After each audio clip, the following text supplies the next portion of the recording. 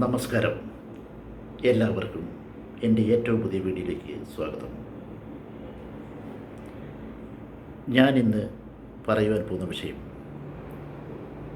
നോട്ടേ വിട, നമുക്ക് പേപ്പർ കറൻസികൾ ഇല്ലാതാകുമ്പോൾ.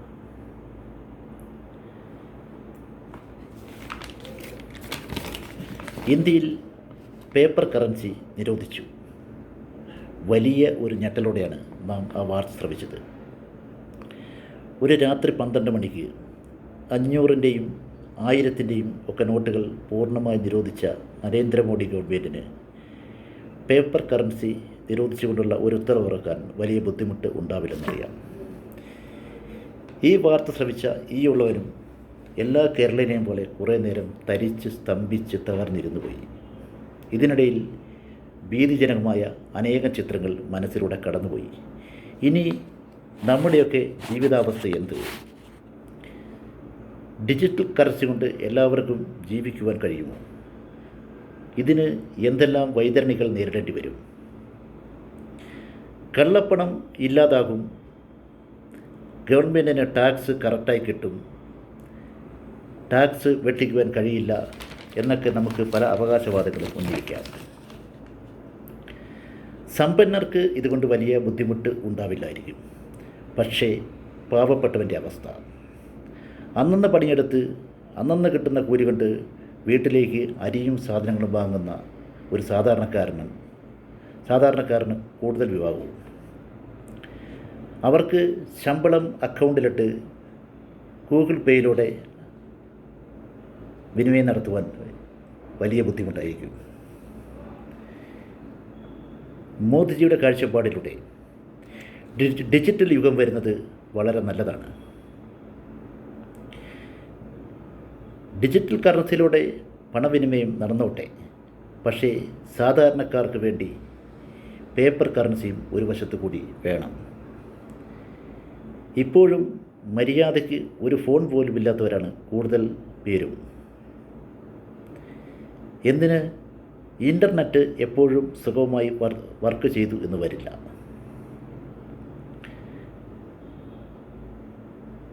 അങ്ങനെ വന്നാൽ പേപ്പർ കറൻസി കൊണ്ട് ആശയവിനിമയം നടത്തുവാൻ പെട്ടെന്ന് കഴിയില്ലല്ലോ.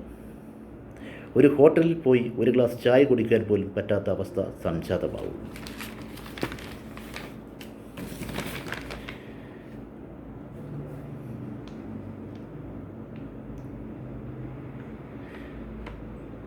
പേപ്പർ കറൻസിയിലൂടെ നടത്തുന്ന പണവിനിമയം ഡിജിറ്റൽ കറൻസിയിലൂടെ എപ്പോഴും സുഗമമായി നടന്നു എന്ന് വരില്ല.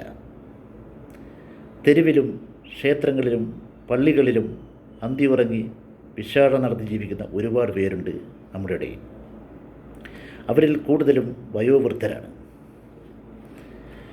നമ്മൾ ഭിക്ഷയായി നൽകുന്ന പണം കൊണ്ടാണ് അവർ അന്നം കണ്ടെത്തുന്നത്. ഇങ്ങനെ ഒരവസ്ഥ സംജാതമായാൽ അവർ എന്തു ചെയ്യും?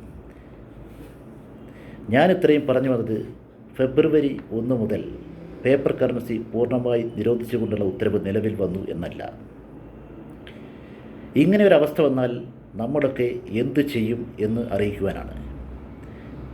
ഏതായാലും ദൈവത്തിൻ്റെ കാരുണ്യം കൊണ്ട് നാം പ്രതീക്ഷിച്ചതുപോലെ ഒന്നും സംഭവിച്ചില്ല. ജെയിൻ യൂണിവേഴ്സിറ്റി എന്നു പേരുള്ള ഒരു വലിയ പരസ്യ സ്ഥാപനത്തിൻ്റെ പരസ്യമായിരുന്നു നമ്മളെല്ലാം കണ്ട് ചങ്കു തകർന്നത്.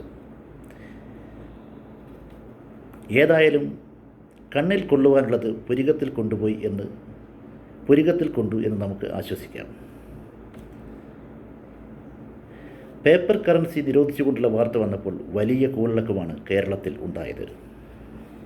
എല്ലാവരും ഭീതിയോടെ പരക്കം പാഞ്ഞു.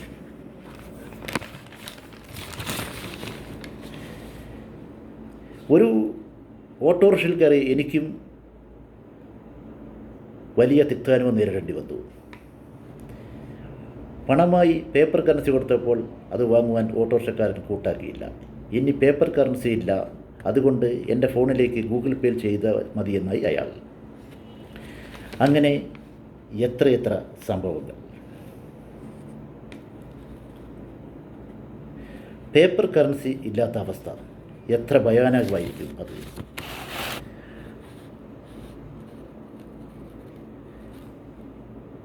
ഒന്ന് ആലോചിച്ച് നോക്കി.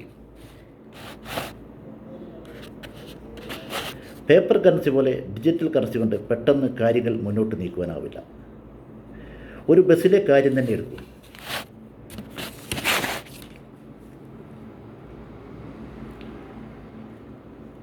ബസ്സിൽ പേപ്പർ കറൻസി വാങ്ങി ചില്ലറ നൽകുന്ന പോലെ ഡിജിറ്റൽ കറൻസി വാങ്ങി പെട്ടെന്ന് കാര്യങ്ങൾ നീക്കുവാൻ കണ്ടക്ടർക്ക് കഴിയില്ല.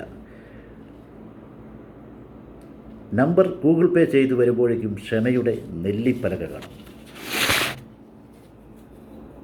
എല്ലാവരും ആശ്വസിക്കാൻ വരട്ടെ. നമ്മുടെ മോദിജിയാണ്. അദ്ദേഹത്തിൻ്റെ ഭാവി പരിപാടിയിലേക്കുള്ള ഒരു തന്ത്രമാണ് ഇതെന്ന് ആർക്കറിയാം.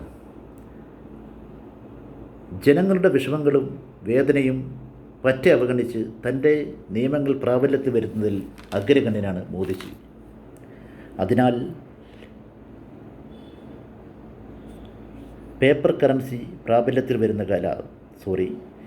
ഡിജിറ്റൽ കറൻസി പ്രാബല്യത്തിൽ വരുന്ന കാര്യം നാം വിസ്മരിച്ചുകൂടാ.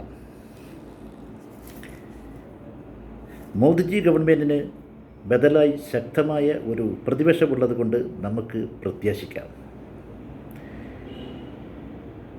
ഏതായാലും ഡിജിറ്റൽ കറൻസി എങ്ങനെ ഉപയോഗിക്കണമെന്ന് പ്രായഭേദമന്യേ എല്ലാവരും ഒന്ന് പഠിച്ചു വയ്ക്കുന്നത് ഇനി മുന്നോട്ടുള്ള ജീവിതത്തിന് വളരെ ഉപകാരപ്രദമായിരിക്കും. ഈ വീഡിയോ ഇഷ്ടമായെങ്കിൽ എല്ലാവരും ഒന്ന് ലൈക്ക് ചെയ്യുക, സബ്സ്ക്രൈബ് ചെയ്യുക, കമൻറ്റ് ചെയ്യുക. നിങ്ങളുടെ കമൻറ്റുകൾ എൻ്റെ മുന്നോട്ടുള്ള പ്രയാണത്തിന് വലിയ മുതൽക്കൂട്ടായിരിക്കും. ഓക്കെ, നിർത്തുന്നു. നന്ദി, നമസ്കാരം.